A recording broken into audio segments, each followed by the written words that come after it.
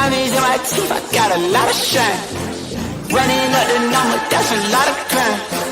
Try to take it from me, must be out your mind. Big time, lot of slime. Smoky in the air, that's a lot of pine. Pockets running over with the dollar sign. Try to take it from me, yeah. Big time, big time, big time. Welcome to episode 283 of Fourth and Jawn. I'm Gail Saunders here with Evan Hollywood Hearn, and we're doing a little emergency quickie podcast. It's a Friday, TGIF.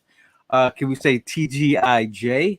Thank God it's Jaquiski. The Eagles have signed a safety from the 49ers. And right for me, it's another solid signing by Howie Roseman.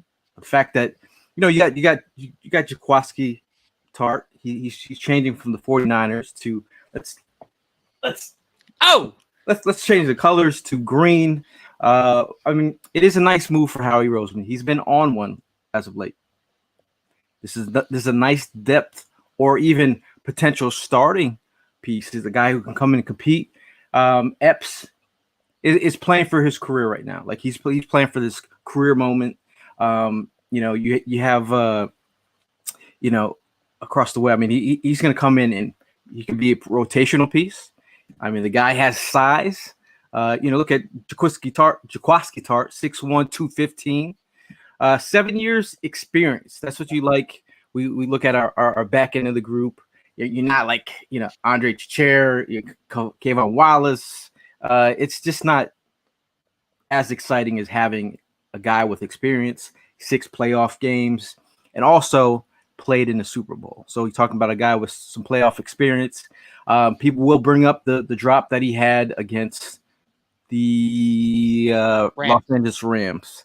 So that might have left a bad taste in the mouth of the 49ers, although they're probably trying to get younger at the position. I believe he paid on around $6 million. He was getting paid last season. Got signed during the end of free agency. So, Ev, when you first heard the news about Jaquiski, were you feeling the move? It's Friday then. It's Saturday, Sunday, Monday. Yo, I'm pumped, bro. I mean, dude, this defense is night and day. The difference between where we were last year and where we are this year. For a team that has just been starving for a linebacker for years, Howie comes in and he cashes it on linebackers. For a team that we were dying for a second cornerback to be opposite of Slay, we went and got that guy. And now the one hole that we were really worried about I don't even want to over embellish it. I don't want to say really worried about, because as I looked at this defense, even before we got Jaquiski, I was very confident that we were going to be a top 10 defense in this league. And now you add him in, and I really am struggling to find where the weakness in this defense is. I'm over the moon, man. I'm thinking about what Gannon can do with these guys. I'm thinking about this young core growing. I know that Jaquiski is 30 years old, but you mentioned how he brings 7 years experience, also brings a Super Bowl appearance to the party. So, I mean, it's a guy that knows how to get there, knows what it takes to get to the bowl. Man, I love it, dude. I don't know what there wouldn't be to be excited about today. That was a huge move by Howie, and I'm blown away by what he's done this offseason. He has made all the right moves, in my opinion. It's very true. I mean, Eagle fans are excited. Tommy is saying that they're going to the bowl.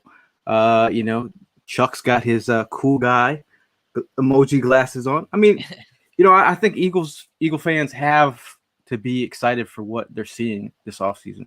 It's like, again, everything has to come together on the field. This is on paper, but you talk about pieces that, you wanted implemented. Like, Epps was a guy who were like, okay, if you think that you've developed him, he's the right guy for the job. We spoke to Epps ourselves. Yeah. We're very impressed with him as a person. Dude, he can lay the wood. Like there's aspects of Marcus Epps' game that I do like. I just don't think that, as far as how our scheme is set up, we needed a guy that was stronger in coverage. We can't just have a guy that's just laying the wood in the middle of the field, as great as that is. But to bring in Jaquiski, I mean, he's a guy. I saw him and Rodney McLeod have had what was it? Some of the most pass deflections since like I'd have to pull that stat up. I don't want to misread it. Well, I have an interesting stat for you. He was also college teammates with James Bradberry. Oh, was he really? So you're talking about, coming into it another secondary with one of his former brothers. They're roommates, not just teammates, but roommates. So that's a nice little, they have that connection together. Yeah, it's not bad. It's not bad. No, but it's like this defense. I don't know, Gail. Like I'm feeling a certain type of way. I don't want to get the juices pumping too high. This could just be recency bias of today. It could be the euphoria of the moment, but it's not. Dude, this team is looking pretty damn good, and we keep on saying the if. The major if is Jalen Hurts. What if he does well? When he does well. Obviously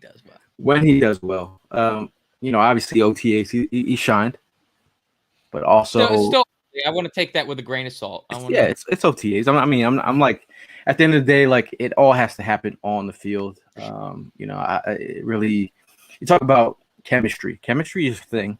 Like you talk about the chemistry of a secondary. When playing safety myself, like you have that relationship with the quarterback. Like that is a special thing where he might not even have to say anything. He can give you the look, knowing that you need to be in the right place. And he doesn't, it's a trust situation. Right. So obviously, they're going to have to gel as a unit. He does have that size. You talk about a guy who could be that, bring him down in the box.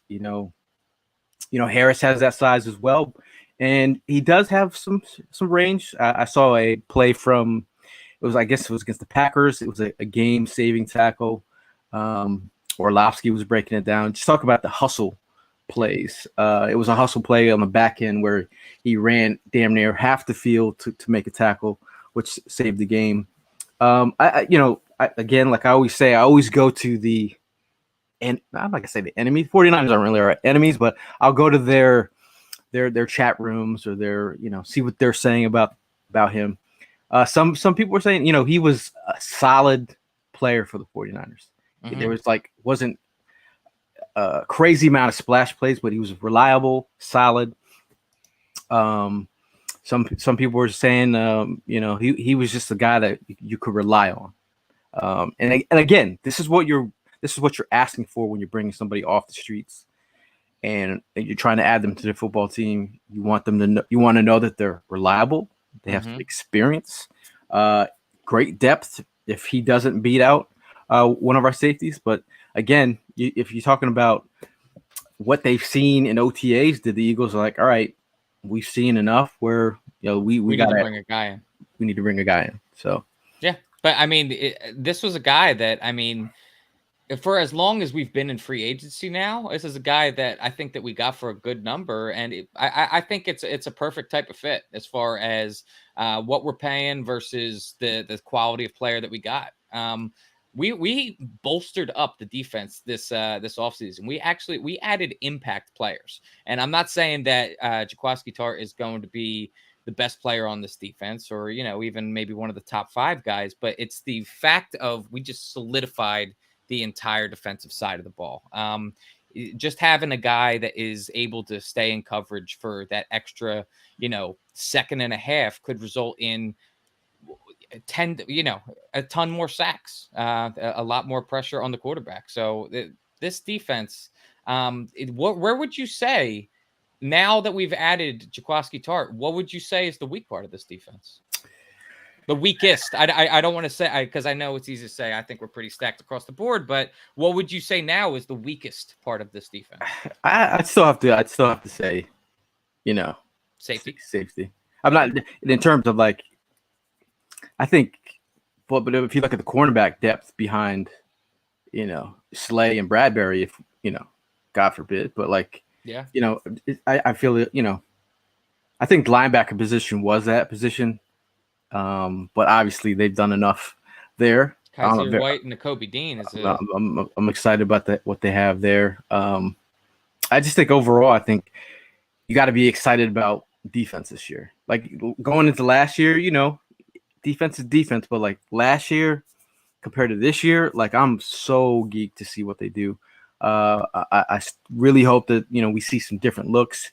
You got two pieces from Georgia, and the defense they ran was super multiple. I know we were multiple last year, but I feel like they got the right pieces in place. So Rome saying out here, seeing a lot of Niner fans hurt that he's leaving, which is always a great sign. I've seen some comments that Tartt was one of their favorite players on defense. Drafted in the second round in 2015. Mm-hmm. So, and people are liking the move. Christian says he likes the move. He says Tartt is an underrated safety. And you have to consider the fact too that so we're bringing Tartt into a defense that now has been built and is already pretty solid, meaning that there's not going to be a huge leaning on Jaquiski Tartt at this point. It was not like we're bringing him in to a completely bare bones defense where we're like, man, we need you to make some plays. He's a guy that is going into the fold with another bunch of impact players. So as long as he just pulls his own weight, this defense should thrive. No, I definitely think. I definitely think the back end, I've heard other analysts, I've heard, talk about you've done all this work to the defense. The up front looks nice. You've added linebackers, and now your safeties. This is pre-Tartt move. They're like, what are you doing at safety? Like, what is going on? And these are from. It was on the Q&A podcast, and they were saying, talking about Q being the safety. That's what he was saying. So he's like, what are you guys doing at safety? You want to do all this work to build up the front of your defense, right? And then you have the safety on the back end. But I really do think that was the last nice piece. But do you think that bringing in a guy like Tartt, do you think that he has instantly moved himself above Epps on the depth chart, or do you think that this opens the door for competition for them to sharpen iron against iron in training camp? Definitely competition. Epps knows the defense. Harris knows exactly what Gannon wants, coming from the Vikings background. I mean, Epps was also with the Vikings as well. So they know what to expect. You think Tartt? I just believe that they were looking for a veteran guy, and people were talking about Brandon would brought up, does the Tartt signing rule out about Bates trade? I think it does. I mean, I do. I didn't think that was, I'm not sure they're ready to spend some money like that because Bates is going to want a contract. I mean, I think Howie could work that out. Yeah, but at the same time, what are you going to do? You're just going to start to load up all in one position. You know what I mean? Like, you don't want to overkill it. Like, you are making your team stronger by adding Jaquiski Tartt today, but you don't want to just hyper focus on one position. Well, I mean, you definitely got to hit the draft too, man. Like, I'm all about getting younger. I mean, Kayvon Wallace, you were hoping. Well, I mean, hey, if Kayvon, as much as Kayvon talk, like, this is an opportunity. You go ahead, fight for the position. Exactly. Well, I mean, I've said time and time again, I actually think he's pretty valuable on special teams, Kayvon Wallace. But I mean, I totally understand what you're saying. When he came here from Clemson, you're expecting a guy to step into that starting safety position, and he hasn't lived up to that. But now we have depth at that position. It's actually kind of crazy because we're sitting here talking about Epps, we're talking about Harris, we're talking about Tartt, and Kayvon Wallace's name just gets lost in the fold, man. Like, I mean, but he could easily change the narrative. I wouldn't say easily. No. I'm saying, like, he could change the narrative if he's listening to the words of the great Jason Kelsey, who signed your jersey. Exactly. Yeah. He said you can always change the narrative, and that you as a player can change the narrative. So, change the narrative, Kayvon. And but again, I'm all about competition. If you listen to our last podcast, it's all about competition to me. Like, you bring in guys that make sense. You think he's got that size, but he's also got that. He's got some range, can run. Yeah. Yeah. So you like that. You definitely like that. Now Marvin says, got to give it to Howie. He's done a solid job this offseason. It's one of those things, man. He could hold his head high as much as he likes. Dude, he deserved it. He deserved it this offseason. Crazy to me, the roller coaster of a career that Howie Roseman has had here in Philadelphia, just from the people just downright hating him, and then we win the Super Bowl and we are just elated and we think he's the greatest GM ever, and then the team collapsed and he's the worst ever, and we think that he's a cockroach that'll never die, and he's got these dirty pictures on Jeff Lurie, and that's the reason that he'll never lose his job. And now look where we're at. Life's all about patience. It's all about patience. Yeah, I mean, I just think that Eagle fans want things right away. I mean, I'm not going to even say Eagle fans. People in general want things right away. They want results right away. Yeah. I mean, patience is a virtue. Not a lot of people waiting for the patience. I mean, you got to wait till Friday comes. Friday is here, Saturday, Sunday, Monday. And we're rewarded on a Friday. Yes, sir. Shout out to Primo. Shout out to Mal and Mally. I know Primo is out camping at a campground. It's crazy, man. Do you like camping? I was never down with camping. I like my bed too much, man. I don't get down with that. I do sort of like camping, but last time I camped about 5-6 years ago, caught poison ivy in the face. Screw that. Bad scene. Bad scene. Bad scene. Kelly's loving the hat. Oh, thank you, Kelly. Appreciate it. Over under on how long this new watermark will last. I mean, the watermark dropped yesterday. What were your initial thoughts on it? Well, when you dropped it in the DMs, I was kind of like, yeah, I wasn't feeling, because my thing was like, I put out a tweet that it needed more seasoning. Like, it looks like they went to Canva. They just went salt and pepper on it. Just went straight up unseasoned chicken, and they put it out there, and you're like, "Word, is this what we're doing?" Yeah, no, I get that. People were hot though. I wasn't hot like that. No, that's kind of what I was getting at. Is that, like, I was semi indifferent about it. I thought it, like, initially I saw the new word mark and I was like, it's very minimalist. It looks like I could have done that in 5 seconds in Photoshop. But then you see the Photoshops of people putting it on the jersey and stuff, and honestly, I don't think it looks that bad. It won't happen until 2024 though. The fact that everybody hates it kind of has it growing on me. If that can open up a door into my mind. I mean, I saw Jacob was like, all these great moves to be trashed by word art. Come on, it's not that deep. Come on, I've been waiting for Kelly Green for years. Yeah. So I don't really like. Do you think that this is a precursor for new jerseys? It should be. Time to like to freshen up. It's spring clean. It's season. Yeah, it's season. Yeah. Like out here when you first put like sazon. That's sazon. Yeah, put some sazon seasoning in there. Like some people might not know about that, but you put that in there. Your chicken versus salt and pepper. Like word. All you use is salt, pepper, garlic. Put some other seasoning in there. Flavor it up. Flavor it up. Rome out here calling his shot. He said, I said it on Twitter. Basement expectation. He said, once you put it on Twitter and you put it in that 100. Yeah, you're locked in for life. Yeah. You're locked to screenshotted. Yeah. NFC Championship is the basement expectation. It's not for me, honestly.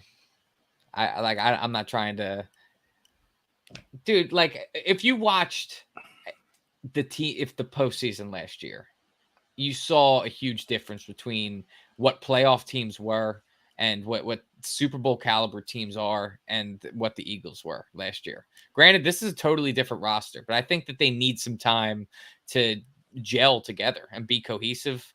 I'm not saying that it's impossible. I'm just saying that it's not my expectation.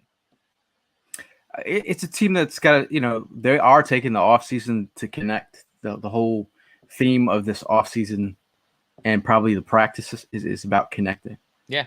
And they're really kind of like, Devontae Smith talked about that, and it's all about connecting. So, I mean, if they connect and communicate and the chemistry is there, you're gonna see a defense that's sound. You can see a team that's sound.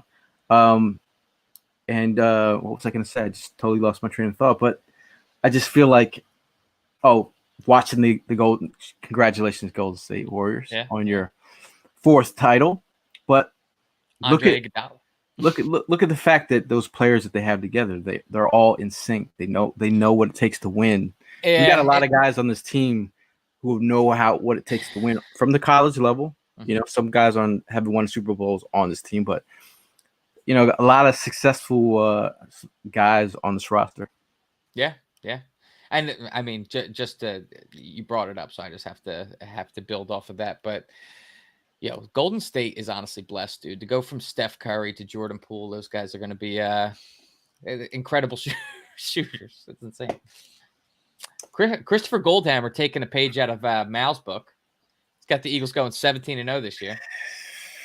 Hey, whatever the vibe is. I agree that the schedule is favorable. I don't know, are things lining up?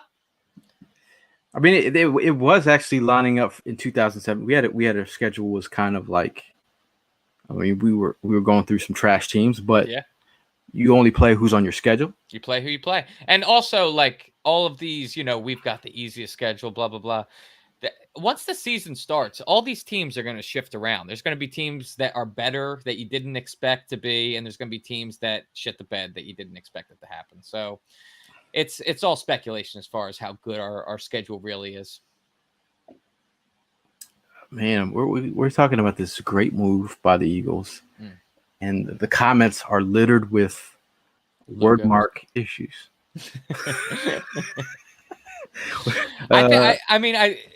If there's any consolation to it, you have to figure the fact that since there's a new watermark, there's going to be a bunch of new gear that drops, right? And so they're probably going to sell all of the old gear at a discount. So if you're into the old word mark, you probably get it pretty cheap once all the new stuff drops. I saw it was like an E hat, it said E on it. My middle name is Edward. So that could work, I guess. I'd always buy hats with G's on it. E. I was telling my dad, I was like, why don't you just name me Eddie? Why you gotta go with Gail? Like, couldn't you just call me Edward? Gail Sayers, bro. I know, but as a little kid, I'm like, bro, I'm getting killed in elementary school right now, bro. Yeah. Yeah, man. I really wanted to talk about this move. I said, quick emergency pod, dropped what I was doing, rushed home, tried to get someone to jump on with me to just talk about this move. I feel great about the move. I feel like it's not the be all the end all move of the century. Yeah. But again, it's just when moves happen that make sense, you just take that for what it is and keep it moving. You know what I'm saying? Yeah, absolutely. I mean, I think today was another successful day in the offseason of Howie Roseman. This team just continues to get better. I continue to get more excited about them. And, dude, I'm pumped just for some open practices, man. I just want to see all these guys out there, see it with my own eyes, and see how these guys are gelling together, how their chemistry is. Because that'll be, if we see them having, like, dude, if they're making great plays out there in the open practices, if they're out there, just vibing, we're going to be feeling a certain type of way as we head into the regular season. Bill says, hopefully the Tartt deal doesn't turn sour. I mean, what can turn sour when you have a depth piece? That's the worst case scenario. Mm-hmm. Exactly. You know what I'm saying? Like, the guys that are backing up our safeties right now, do any of them make you feel better about Tartt? I mean, do they make you feel better than the Tartt signing? Like the guys that are backing up. You mean like Epps and Wallace and them? Yeah, who's backing? Yeah, Wallace. I mean, I don't. Obviously I like Tartt more than those guys. I think that's the whole reason that we signed it today. Yeah, we missed that joke. What? Yeah, that went over my head. That's my brother. Wow. Yeah. Wow. Hey man, it's Friday. He's like, yo, there's levels to this, man. We got we got comedians in the comments, man. That's hilarious, man. I'm pretty good on the jokes, man. Yeah. But yeah, I've been in this room for we had a COVID scare at my job, so how you feeling? I'm feeling fine. COVID coming up on you like that? Yeah, hey, COVID in the building. Coworker calls me up. Hey, like, yo, just want to let you know I have COVID. I just want to. And I was around you yesterday. I'm like, God damn. And I'm already at home. Yeah. I'm like, now I've been quarantined in this room. You can get the test, but you still, it's a couple days of all right. Yeah, no, it's you got to feel out whether you got symptoms or whatnot. That's so I'm see that's why that joke went over my head, because I've been in this room for 48 hours. Brain, yeah. 48 hours. I hope you feel better, bro. Oh, I feel fine. I feel great, man. Now, Daz asks, he says, with an open, no period, he just says, still worried about Gannon. That's like a deep thought. No ... It's just still worried about Gannon. It was just a stream of consciousness. Still worried about Gannon. I mean, it's one of those things that you could say that about any one of these coaches. We have young coaches, a young coaching staff. We had last year, Nick Sirianni was a first-year head coach. There was growing pains last year. They were learning on the fly. So I think that in year 2, I have more confidence. I got some juice for you, though. Lay it on me. I don't even know if it's been reported. Probably someone's had. We got a fourth and drawn exclusive? I'm not exclusive. This is what I heard from,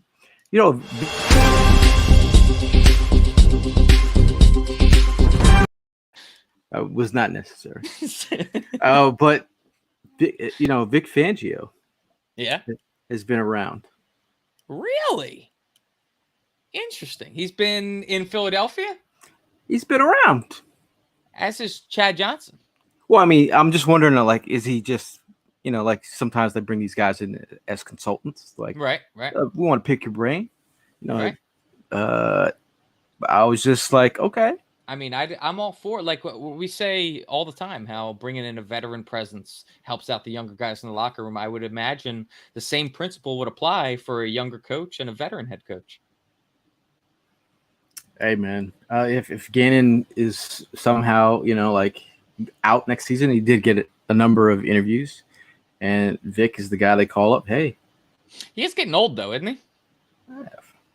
Yo, I mean, Wade Phillips, is he still doing it? I was just about to say Wade Phillips, dude. Wade Phillips is a hell of a dude. Yeah. Donnie chiming in from upstate New York. What's up, guys? I like the Tartt signing. Even if he doesn't work out, it's a cheap 1-year signing. Did we get the numbers on that yet? It was 1 year. I forget. It wasn't like a number that blew me away. Let me see. Yeah, Todd said Jim Johnson was old. Hello. Yeah, Vic is not old as Wade. But it was interesting. Interesting. We've had a shout out to Philly Sport Trips. Vince from Philly Sport Trips had a dinner the other day. Hey, if you're looking to go on some of these tailgates on some of these away games, we will be teaming up with them. But had an interesting conversation with Hollis Thomas. Yeah, he was, laying on some, telling some good stories.